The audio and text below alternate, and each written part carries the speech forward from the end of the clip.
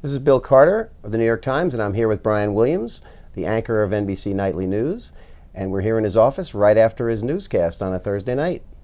The start of spring means after a violent year last year, here we go again, the start of tornado season. And you have consistently been winning, and that's got to feel good, right?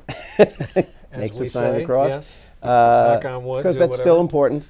Yeah, I've always said I want what we do to be seen by the most people. So given the fact you can see it now anytime, do you think people watch because they still think there's something new to be had, or it's a good summary? What's the reason? I think people watch for the brand name, the imprimatur. I think actually the explosion of media, all these various sources of news, may have helped us because there's kind of a coming home aspect to a known home and a brand name and our team. But some things, it's kind of back to the future. This building goes back to the Depression, the dawn of the radio era.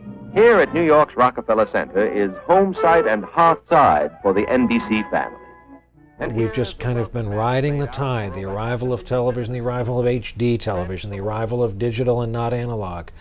We're still here, we're still going, and I think we're prospering, actually. Oh, that's what I was going to ask. Do you think there's no end to it? 10 years, you're going to still be doing this? You probably, in your clip file, have some of those articles where you predicted the death of the evening newscast. I remember in the 80s, a young kid with aspirations hoping to be in this business, reading people say they're going to be out of business in 10 years. But most people I meet don't say, hey, fantastic third segment of NBC Nightly News last night. They say, I saw you on, and then it's a number of things. Tina Fey did me an enormous favor allowing me to come on.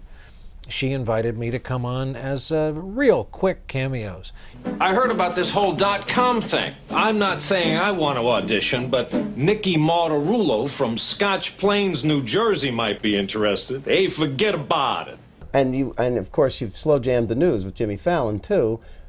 Something I didn't think I'd see an anchorman do. Something I didn't think I'd see an anchorman or myself do. And he's made it clear he's willing to bypass Congress and increase the debt ceiling by executive order if necessary. You ain't lying, honey bri-bri. A few people expressed reservations when this all started.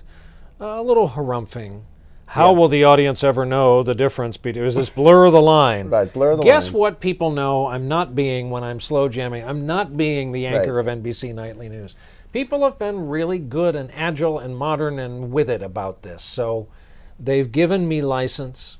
I don't get many complaints about it. So let me just ask you about your other show, Rock Center. Yeah.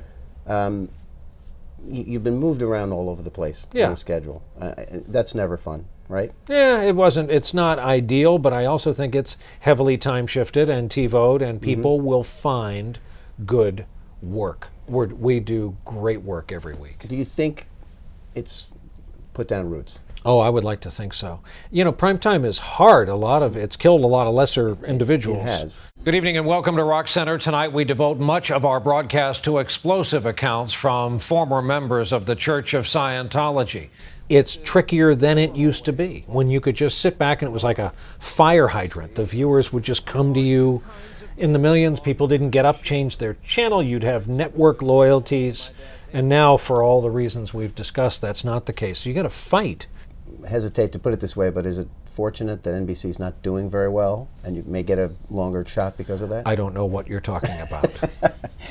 I mean, it's certainly nice to not think I'm the lowest rated show they have, because there's other things. I'm sorry that my earpiece is breaking up and I'm not hearing you. Thank you, Brian. Thank you for having me. I know you have another show to do tonight. Actually, I had you here, didn't I? And that's just thanked true. you I for came to having your me. office.